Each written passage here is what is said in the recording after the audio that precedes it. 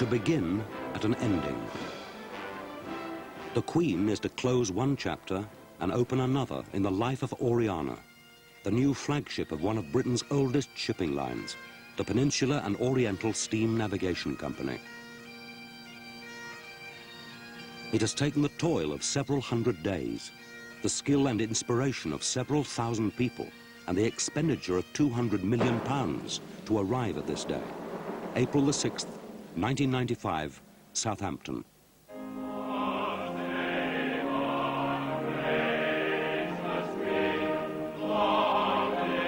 It is an illustrious day. Ships may no longer go down slipways, but they are named in style. The choir of Westminster Abbey sings. The band of the Royal Marines plays.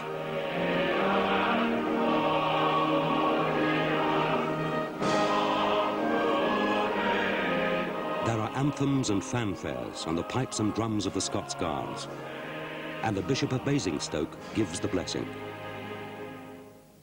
Bless this ship and all who sail in her. Preserve your people from the perils of the deep. Blessed are you, our light and our joy, now and forever. Amen. The Queen, accompanied by Lord Stirling, Chairman of P&O, utters the words immemorial. I name the ship Oriana.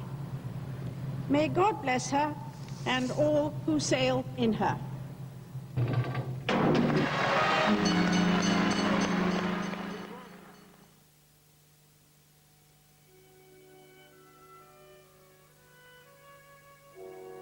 It is 2 years before those festivities at Southampton. We are 30 miles from the sea.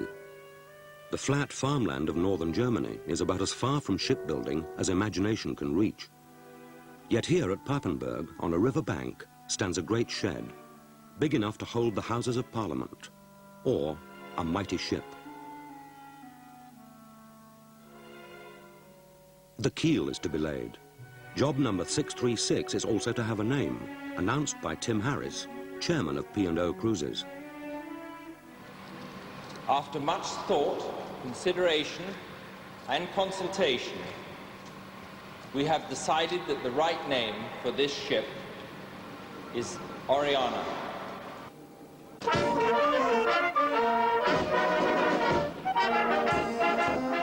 It is as if a flag has dropped to start a race. The band strikes up a quick march, and as the guests go upstairs to raise their glasses, the first sections of the new ship downstairs are lowered into place. Construction starts before a bowl of celebratory soup is served. It was at the end of the 1980s that P&O took the first bold steps towards ordering the first cruise ship ever to be custom built for the British market. It would have to be the biggest and fastest for almost a generation. Long before the contract was signed in December 1991, P&O had their own team working in Germany.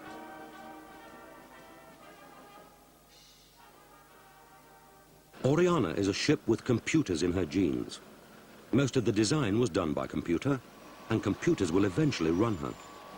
During construction, 15,000 documents a year are generated. For months, the ship has existed only on paper, in 6 loose-leaf folders codenamed Gemini. Charles Arkinsall, Director of Fleet Services and one of the principal architects of the new ship.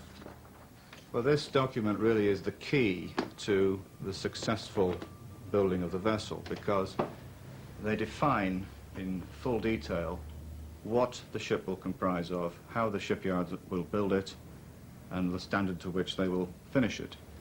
It's a very important phase of the project because it's the complete definition of the vessel. The specification, which we agree with the yard, covers all aspects of the building of the vessel. For example, we could look at the specification for painting the vessel, which we define in page by page how each of the different parts of the vessel will receive the paint treatment, which in the outline specification is probably covered in a few lines. Just on paint there are 22 pages. 22 pages, which converted into 22,000 gallons of paint. The specification required it to be environmentally sympathetic. P&O insisted on products that were free of tar, tin and solvents.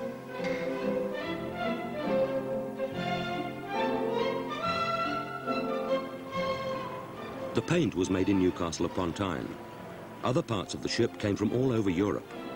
The galley equipment from Poland, a village not far from the ancient city of Poznan. The stabilizers from Edinburgh. Carpets from Kidderminster, and engines from Augsburg in Germany. They were big diesels, built by MAN, B&W on the site where in 1897, Rudolf Diesel made his first engine. Oriana's power plant is unique. She has 8 engines, 4 to propel her, and 4 auxiliaries generating her electricity. The main engines are massive. The 2 biggest at 216 tons are the size of small ships. All were run up to full power on the factory test bed. The engines were delivered by barge. More than 70% of the ship came from outside the yard, a high proportion. Each part had to be completed and brought to Papenburg on time to meet the construction timetable. The logistics of this were one of the most intricate, if inconspicuous, aspects of the project. But we are getting ahead of ourselves. 10 shipyards bid for the Oriana contract. Their quotations ranging from £190 million to £290 million. Charles Arkinstall. After receiving the quotations, we identify which of the yards we feel are able to work with us to produce an acceptable design and a price level which we feel is competitive. We chose Meyerwerft because we felt they had the right combination of price, quality and design.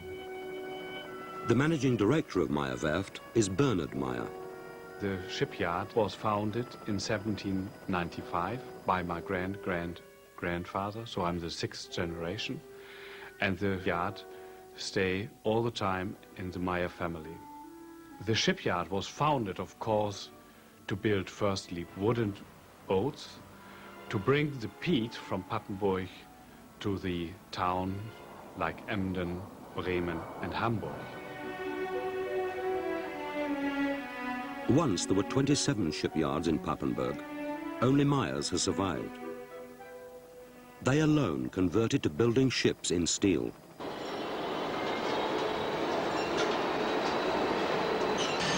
It took 15,000 tons of steel sheet to build Oriana.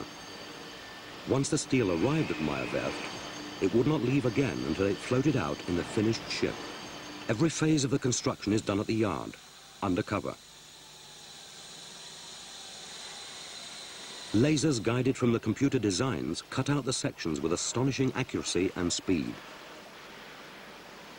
Every aperture, ducts, holes, pipe runs, doorways and cable route is allowed for.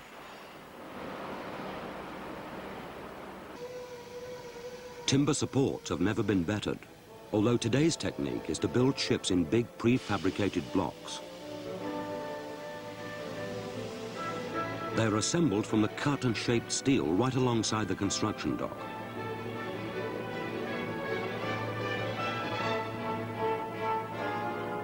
Meyerwerft's cranes are as critical to the yard's success as the covered dock itself. One can lift 600 tons. Gradually the ship takes shape. The terraces exposed now will be the theatre.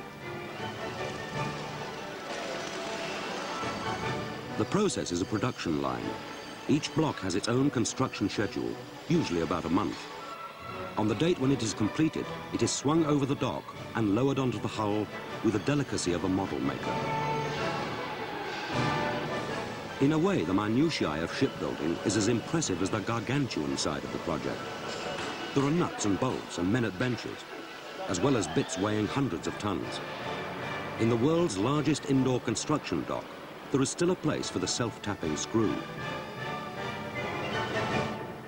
P&O knew the ship they wanted, but it was the designers who would show them how to achieve it. Robert Tillberg, a Swede, is one of the world's foremost marine architects. He was appointed the coordinating designer. In the past, most of the ships with which he has been involved were built for American passengers. The brief here was unequivocal.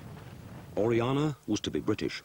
I think the differences are very complicated. It's a way of behaving on board and the preferences they have.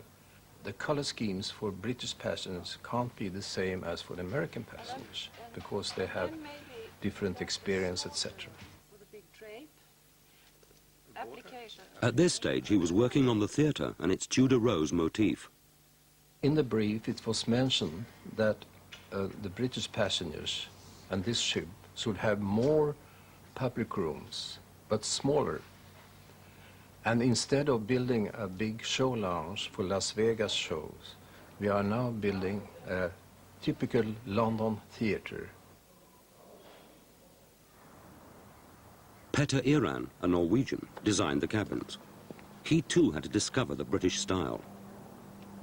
So we had to find out and look at interiors and designs from England to try to find out the significant things for that an Englishman would like to meet when he goes in his cabin, which is the area that I'm designing. And we have then not copied any English pub or English classic turn-of-the-century interior, but still used a lot of wood, warm colors, put a lot of shelves and small places to put things, etc. Brass we use. So there is a flair of what we could think as a modern ship, but with an English touch to it. Even John McNeice, the British member of the design team, had to brush up his understanding of his fellow countrymen. The first question he asked himself was, who was the ship being designed for? I had to answer it with genuine researched facts. And therefore I did like to go into the pubs in Middle England and go into the restaurants and look at the windows of the estate agents to see the sort of houses and so on. I can describe it by saying it's not as flashy as an American ship. It's more subdued, more elegant, more timeless. Most of the inspiration I got at the start, I drew from Canberra, which is a very fine old ships, and I understand very popular amongst the British passengers. But our aim is to create a ship for year 2000. In July 1993, Lord Stirling had his first real indication of how Oriana's character was shaping. Among those with him, the man who will have to sell Oriana cruises, marketing director David Dingle. In the company's Pall Mall headquarters, a display was mounted for the chairman's approval of what the designers call colour boards. Robert Tillberg. The idea with the colour board is to try to help the owners and also the shipyard and ourselves to visualize the room and the ambience with the color. And this is a typical color board where you see the different materials. This is supposed to be later on a mural.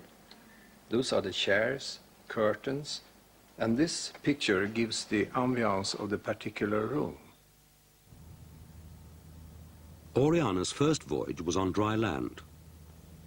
In her day, she will encounter bigger rollers than these. Driven by hydraulic jacks, the 4,000-ton structure was repositioned 50 meters down the dock, moving at imperceptible speed. Of the 49 prefabricated blocks from which the ship was assembled, Block 16 was the heaviest at 722 tons. This was the one on which the engines would be mounted. The four main engines, the ones that drive the propellers, have a combined output of 54,000 horsepower. They cost several £1 million and stand as high as a house. In the ship, they will be placed side by side in pairs. a configuration touchingly called father and son.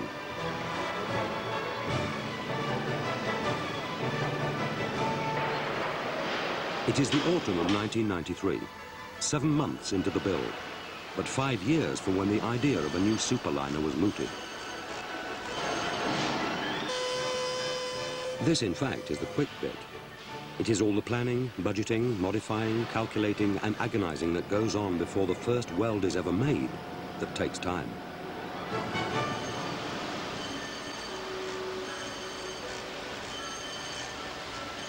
Behind the theatre, the forward lifts are now discernible.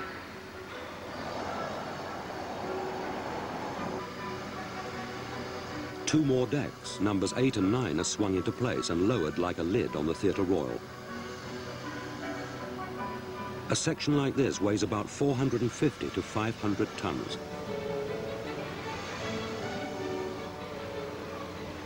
The 680-seat theatre would eventually be acclaimed as Oriana's single most outstanding room. But so large a space, without any stiffening pillars to interrupt the audience's view, gave the yard's structural engineers major problems. By strengthening the surrounding steelwork, they were able to redistribute the stresses round what to them was a cavern halfway up the ship.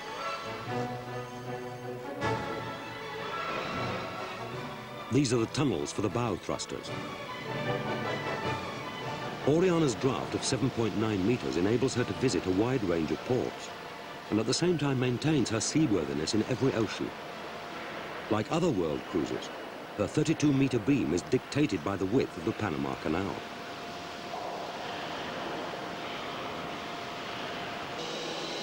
The teeth of a bull wheel from one of the gearboxes gets a final polish.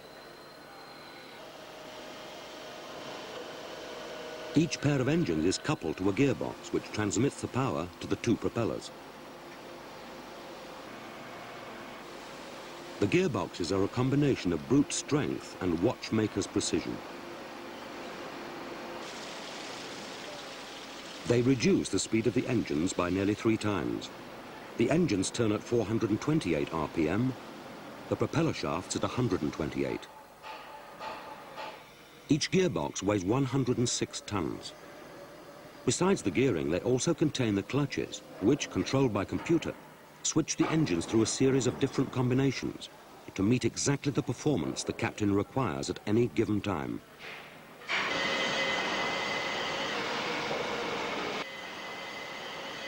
February 1994, and we are now just over a year from delivery. Half the steelwork has been erected. The propeller shafts have been eased into their bearings, one of the trickiest operations, and the complex business of fitting out the engine room is underway. Throughout the 2-year build, the P&O project team of naval architects, engineers, and the people who will eventually run the ship are constantly involved in design decisions and quality control.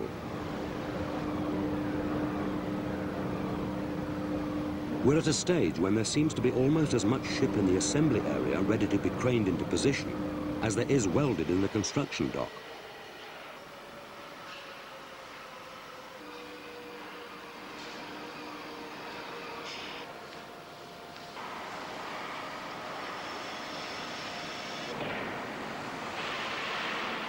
The outside of the ship is being prepared for painting.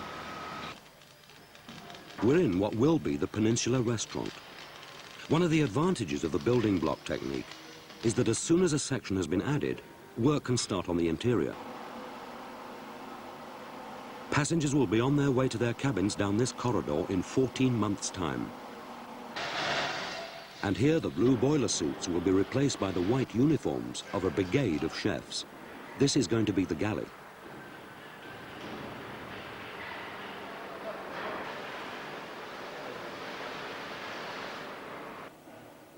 If building the ship on a river seems incongruous, this farm in Poland producing the galley equipment is even more so. It's a highly specialized job, and this factory just outside Poznan is one of only a handful capable of tailoring stainless steel to the confines of cruise ship galleys. The equipment has to be very strong to stop it distorting from the movement of the ship and hard wearing.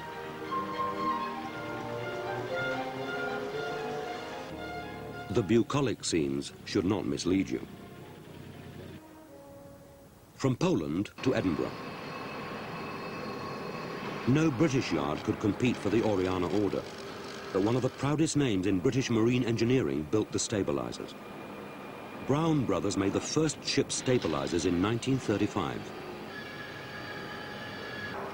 Extended in heavy seas, they work like an aircraft's ailerons. As the ship rolls, the fins tilt to correct it. Orianas are the biggest stabilizers ever fitted to a ship, and one of the heavier items of traffic to make the journey to the docks at Leith. They were delivered to Papenburg as complete assemblies, great boxes of hydraulic tricks. They were taken from their barge and welded into the spaces left for them in the sides of the ship.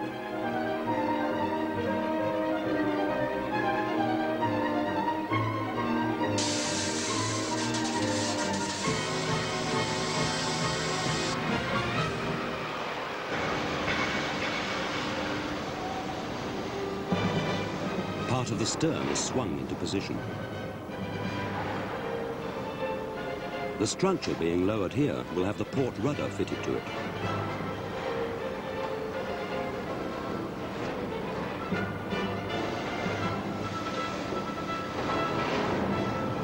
The windows are to the captain's quarters under the bridge.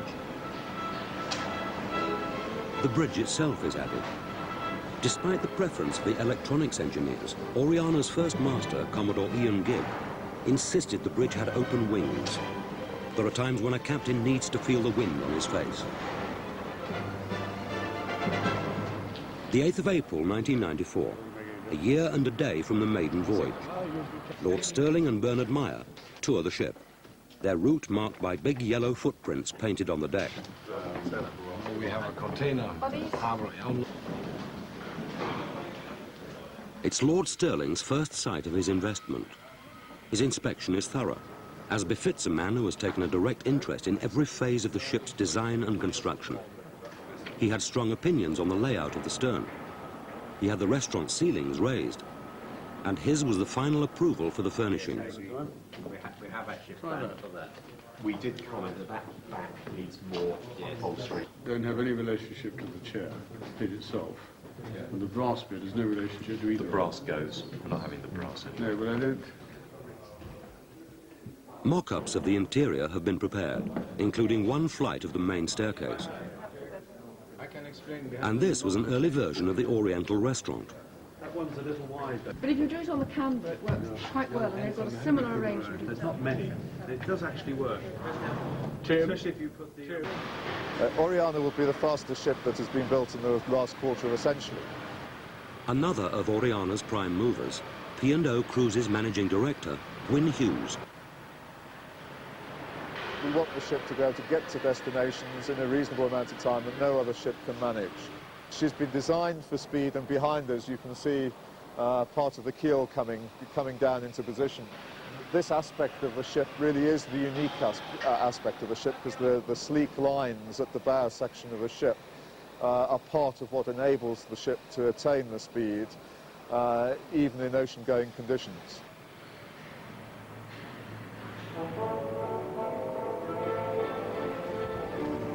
One of the most critical components of any ship is its propellers. The obsolete coins of Eastern Europe were smelted by Oriana's propeller makers. It gives a whole new twist to communist revolutions.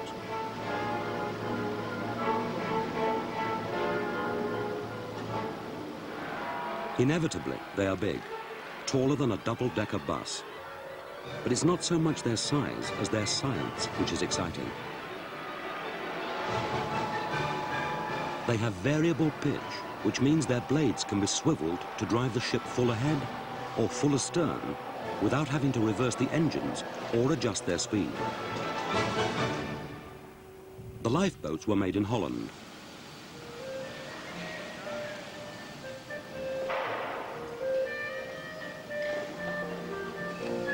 Boat building in glass-reinforced plastic is very different from the process of welding steel.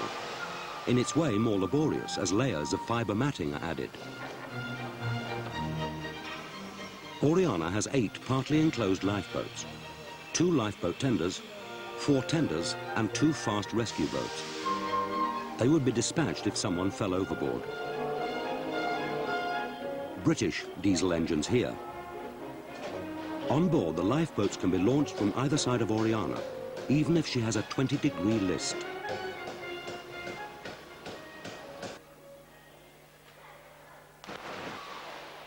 It's back to Newcastle for the life jackets. The test is to check that they will keep you upright, carried out in the local pool. Nice work if you can get it, this guinea pig business. Oriana will carry more life jackets than her maximum complement of 1,975 passengers and 760 officers and crew. The life jackets meet safety regulations which won't even come into force until the ship is 2 years old. The same goes for her fire protection, a computerized system which is more than state-of-the-art. Charles Arkinstall. We've also put in a system which we believe is entirely new to ship design, which calls for smoke control in the event of a fire. We have all the systems on board which prevent the fire occurring, but should this take place, we have introduced a system which will enable the ship's officers to contain the fire to the smallest possible area. But ships today not only have to keep their passengers and crew safe, they also have to play their part in protecting the planet. Oriana is built to keep the sea green. All waste is processed on board, so wherever her voyages take her, she will leave every place she visits just as she found it. Gwyn Hughes. She will be taking people to areas of the world that they will not be able to get to otherwise. The world is in many ways becoming a smaller place. Areas are becoming overcrowded. Sea travel is the one way in which one can get to isolated areas of the world and be at peace with the environment. And we anticipate that that will be even more important by 2020 than it is today. And that is what Oriana will be doing, and she's designed to do that for throughout the early part of the next century. She isn't just designed for 1995. Nowhere is that more evident than in her navigation systems. Oriana could, in theory, complete any leg of a cruise without human intervention. Not that she ever would, of course. Spring 1994, and we are now within 12 months of completion. The ship is on schedule, but it's still hard to imagine her at sea. By May, 92% of the steel has been erected, and the bulbous bow designed to cleave a way through heavy seas is in place. Bow and stern thruster motors are now installed, and painting is well underway.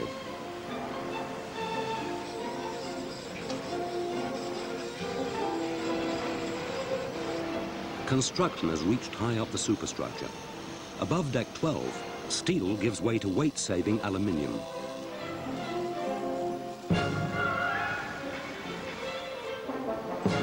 In June, Block 42, the upper part of the bow, is fitted. It slots into place with a steely snarl.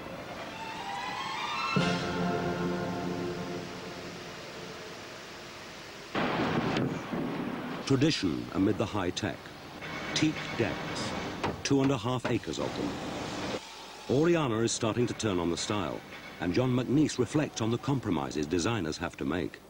It always is a fight, a battle between the space that the designer wants and the space that he actually gets at the end of the day, because there's so much air conditioning, there's so much electrical, plumbing works, etc., which occupy very substantial portions of the ceiling space, that variations in floor levels, for example, that you might like to see, you cannot have because of the restricted head heights. That is certainly the single most difficult aspect to cope with in designing on-board ships.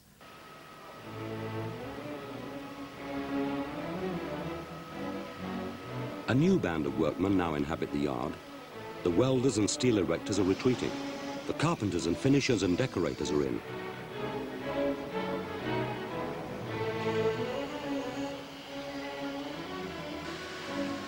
Not that heavy engineering is quite over yet.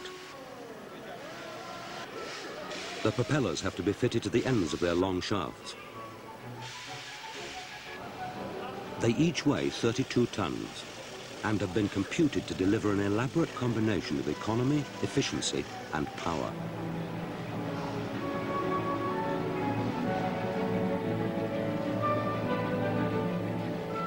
Graceful as sculptures, it's easy to forget that these are among the most technically complex pieces of design on the whole ship. The funnel has arrived. It's too tall to put on in the covered yard.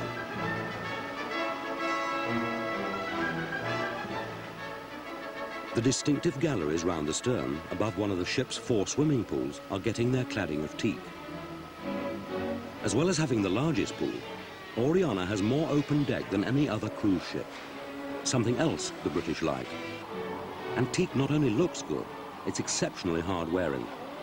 It comes from plantations, not rainforests.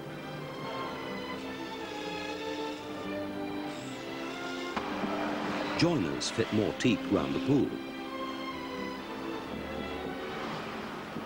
January 1995, and Oriana weighs anchor for the last time on dry land.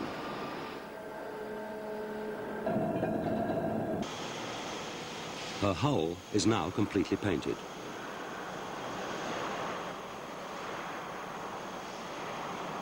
And the dock is flooded. The dock where 2,000 men have labored for almost 2 years, where the keel laying ceremony took place, where the band played, will soon be full of water. Oriana is to enter her natural element.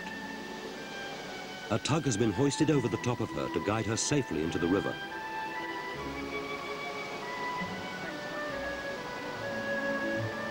The bow, which went through so many designs to get the ship looking right, is no longer Block 42, but the prow of the world's newest superliner. At last she's afloat, and like a priceless pupa emerging from its chrysalis, Oriana, here speeded up 35 times, makes her entrance to the world on a bitter winter's day.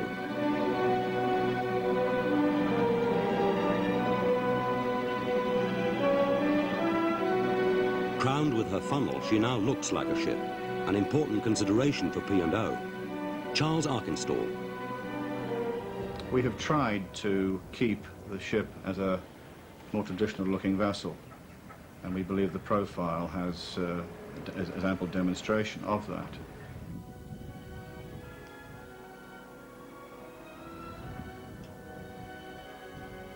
But if the ship is beginning to look finished on the outside, inside there is still much to do. There is the matter of carpets, for a start. Brintons of Kidderminster won the contract from 20 competitors worldwide. Again, computers had a part in the design. Robert Tilburg's Tudor Rose is destined for the Theatre Royal. Nearly 1 3/4 square miles of carpets were made and delivered to the yard over 18 months.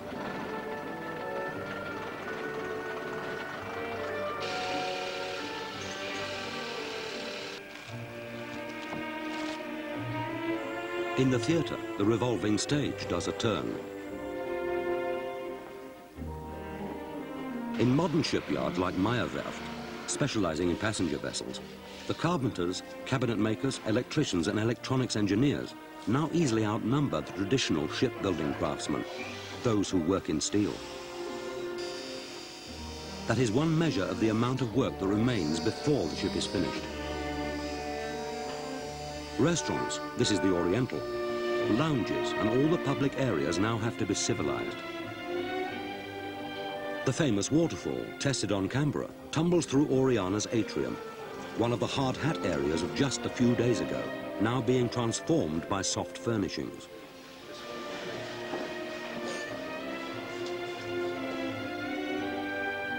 The lifts have been in place for some time, but the checking never stops. All that stainless steel fabricated in the farmyard in Poland is being fitted in the galley. On the bridge, electronics experts are making the connections that will give Oriana the most advanced navigation and control systems of any cruise ship in the world.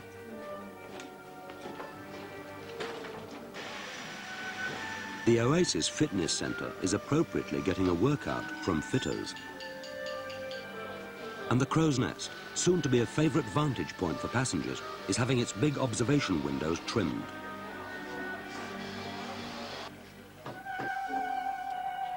More carpet is laid.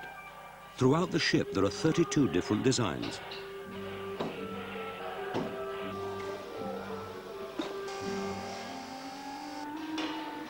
The Steinway, on which the classical recitals will be performed in the Curzon room, makes an undignified entrance for a grand piano.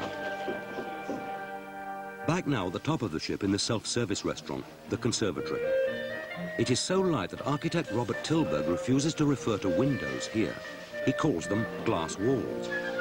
Turn the other way, and the vista is of an English garden depicted on a mural.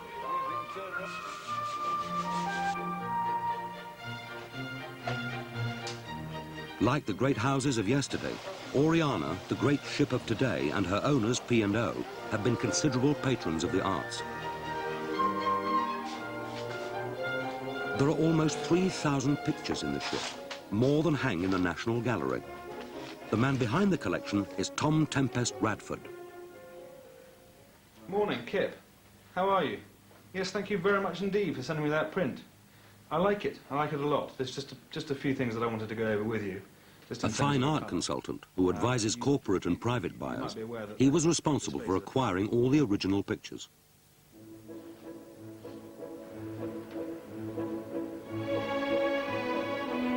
Some 30 works were specially commissioned. The biggest is the mural for the Peninsula Restaurant, painted in oils by Rose Warnock. Its theme is in scale with its dimensions. The story of Odysseus extends 17 meters along one wall of the restaurant.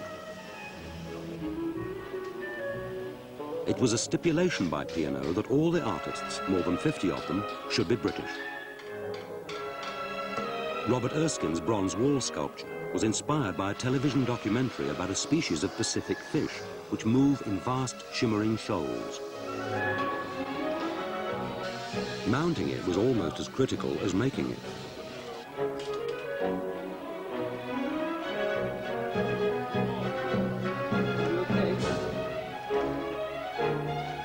David Hiscock was Britain's official artist at the Barcelona Olympics. Sport, in particular cricket, is his subject here also. P&O liners used to carry English teams to Australia.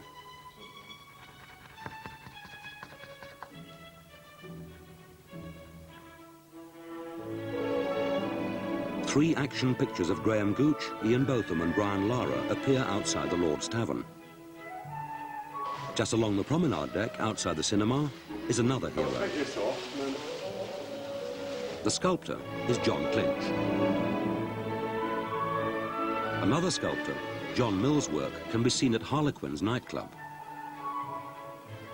Harlequin and Columbine, fairly naturally, are his subjects. Oriana's art collection is at once striking and approachable.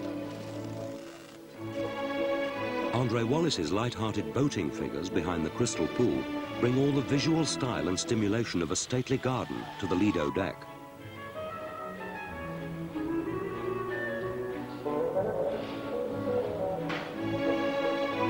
Some of the art is more functional. The quest for quality led to the Cotswolds, and one of the most distinctive furniture designers of the age, David Linley.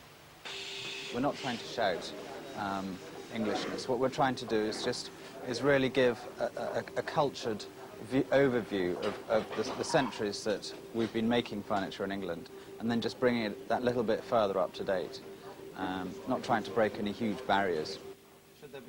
David Linley in the workshop is Princess Margaret's son, Lord Linley, in more formal life.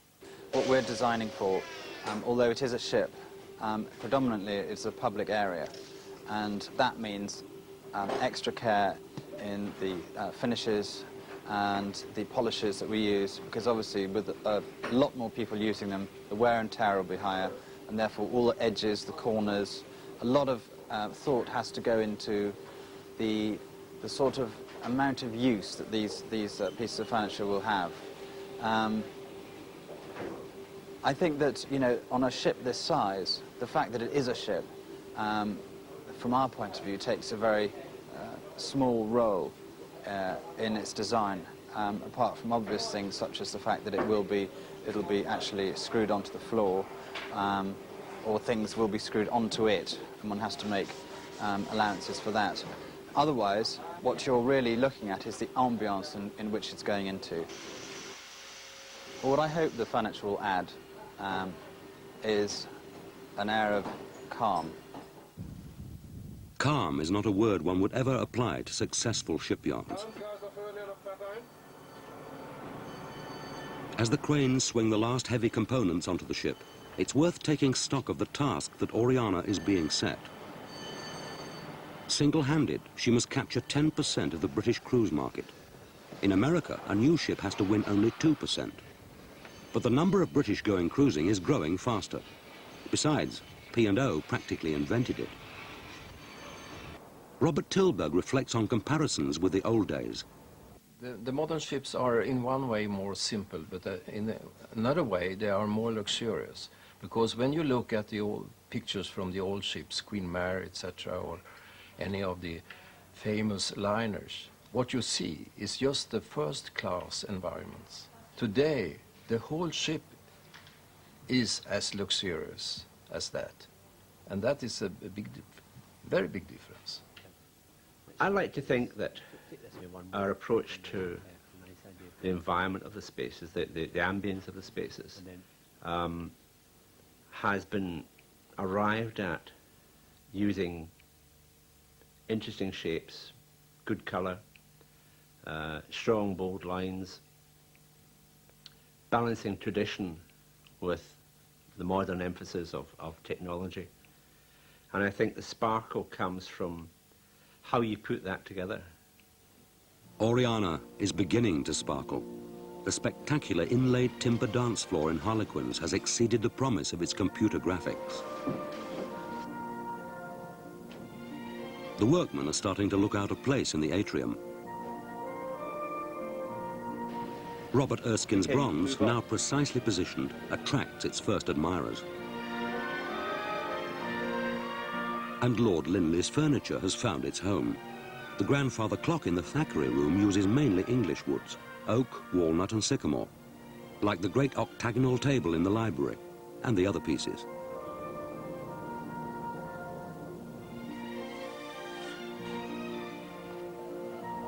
Even the grandest of the older generation of ships had nothing to compare with Oriana's gymnasium.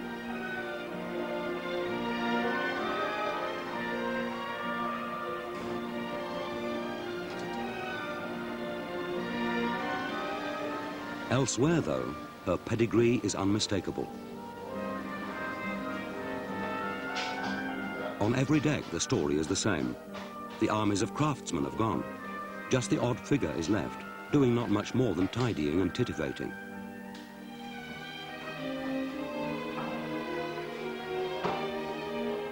In fact, the ship, which so recently was all noise and hammering, is now eerily empty and quiet.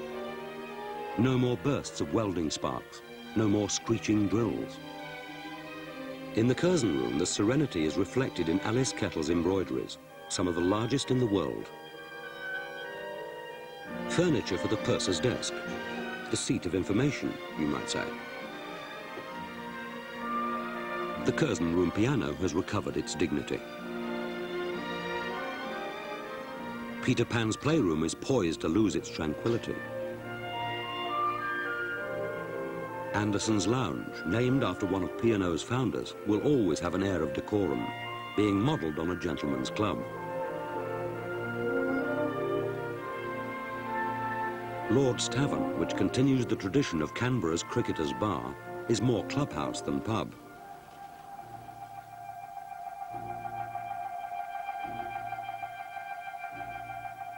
All the Theatre Royal needs now is an audience in their seats and a show on stage. This is the only time in its life it will ever be dark. The decks are being cleaned for Oriana's first social occasion. The German Chancellor Helmut Kohl comes to Papenburg to honour the Meyer Werft yard as it celebrates its 200th anniversary.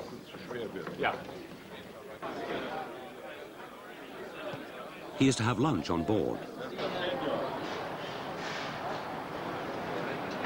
At this stage, the ship is technically still German, so Lord Stirling is here as a guest. The chefs can breathe easy, and Bernard Meyer can take pride in the recognition given to his company.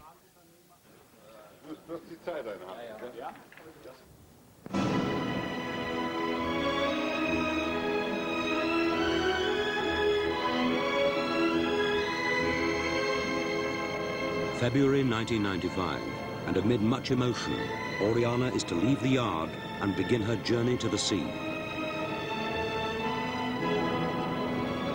It will take 24 hours for her to travel the 30 miles down the River Ems. A crowd estimated at more than 100,000 lines the banks.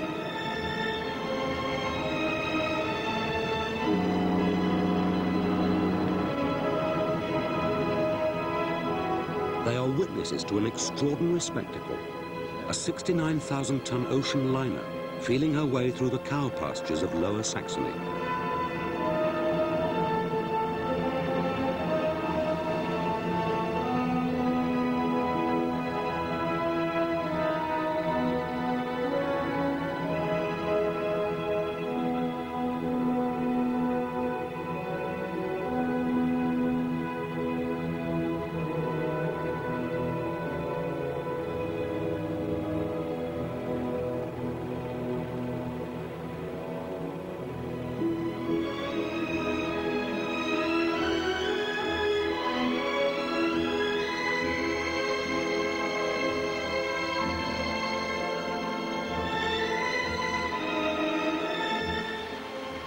A railway bridge has been dismantled to let her pass, and the river has been dredged.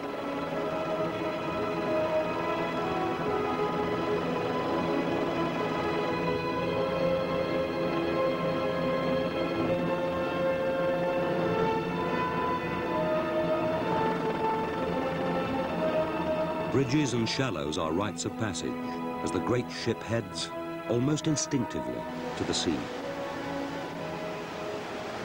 She sails straight into a force 10 gale. The conditions for her sea trials off the coast of Denmark are foul. Commodore Gibb is a spectator. A German captain is in command.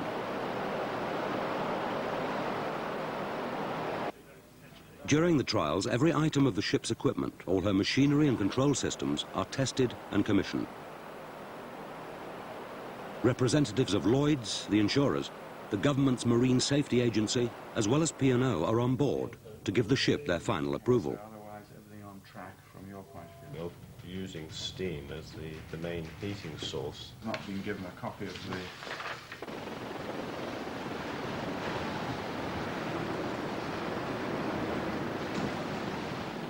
Between spells at sea, Oriana dry docked in Hamburg. It is the last opportunity to ensure that everything is right before the ship enters service. Already the sailors on board have been impressed by her sea-keeping qualities in that rough weather. The maiden cruise is less than 2 weeks away, and the ship must take on its enormous inventory of stocks. 2,500 pairs of trousers have arrived. All have to be finished to fit individual members of the crew.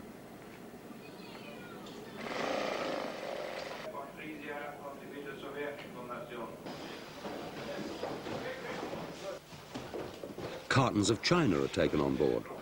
Wedgwood, who, like Meyerwerft, are celebrating their bicentenary, won a big order. They made the china for the 2 main restaurants. 86,000 pieces. The washing up doesn't bear thinking about, or the price, more than £300,000.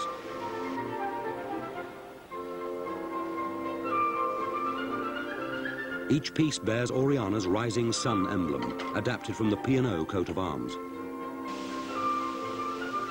Glasses from which will be drunk 1,000 toasts, and which will slake 500,000 thirsts in a score of summers. Ravenhead supplied 75,000 pub glasses from their factories in Lancashire and Belgium.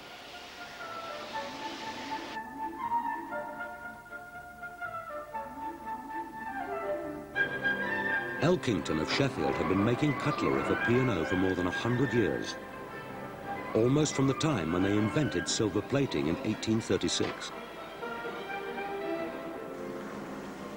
Before that, passengers either brought their own family silver or used the ship's cutlery of pewter or steel. Manufacture is nothing if not traditional. All the more impressive then that Oriana's order was for some 77,000 pieces, or 16 tons of silver-plated cutlery and tableware.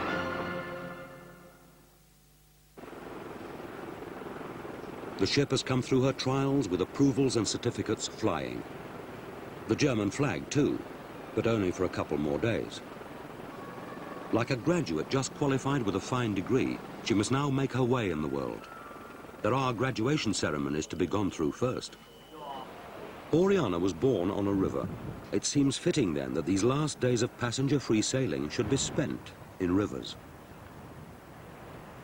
From Hamburg she sails down the Elbe and along the coast of Germany to Emden at the mouth of the Ems, the river on which she was built. One last formality must be performed before the ship leaves Germany. Lord Stirling, Gwyn Hughes and Commodore Gibb are in Emden for the official handing over of the vessel. Bernard Meyer, representing the shipyard, joins Tim Harris, chairman of P&O Cruises, on the quay. As Commodore Gibb comes aboard, the ship's company turn the decks in the stern into a theatrical grand circle. It is a spectacular moment. Who knows on what occasion it may ever be repeated? On behalf of P&O, Tim Harris receives the ship's papers from Herr Meyer. And as the Red Ensign flies for the first time, Gwyn Hughes sums up 8 years' achievement. Oriana is uniquely British. It will be the first modern cruise ship that will operate out of British ports and will take the British cruise market into the 21st century, whilst retaining the classical elements of the British tradition of sea travel. The new ship is at last heading for home. For the first time, she is being sailed by her British officers. They have put away their civvies and donned uniform for the crossing to England. They trained on a simulator of Oriana's bridge in Southampton, but this is the real thing.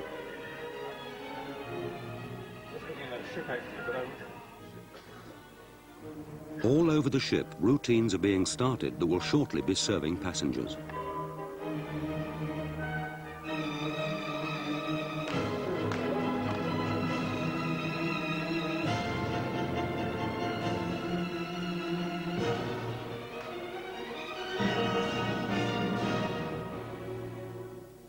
Welcome to the port, sir. Nice to see you. Commodore Gibb, who has waited so long for this moment, is irrepressible. Delight. Absolute delight. Working for a long time for this, and it's fantastic on a nice day like this. At the entrance to Southampton Water, Lord Stirling allows himself to savour the emotion of the occasion. There's rare occasions that one brings in a ship of this standard, and particularly to the United Kingdom. And there's a schoolboy and everybody, frankly. And, you know, with the general atmosphere, the crew on board and the crew bar last night, the morale is riding very high, and it's a magnificent ship. It's people that make a ship, and it's very exciting. So all one can say is we're all here together, and coming into his home water, coming into Southampton, is particularly special. All the acknowledgement from the other ships. As I say, there'd have to be something missing in you not to find the excitement. Southampton, which knows a thing or two about shipping, turns out to greet its important new citizen.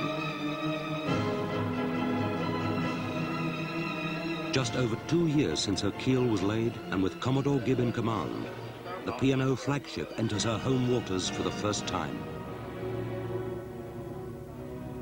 A queen arrives at her court to keep an appointment with her queen.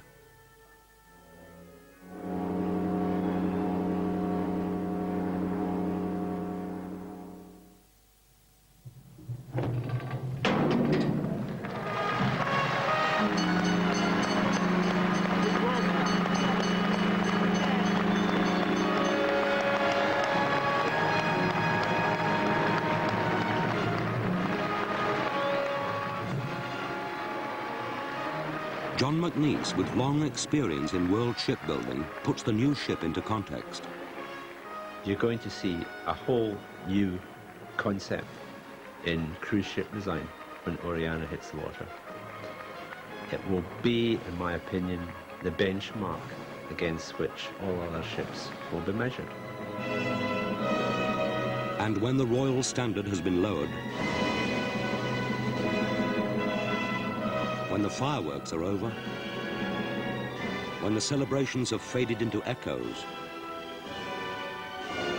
when the bands have packed up their instruments, when the gangplank has been removed, Oriana goes to work.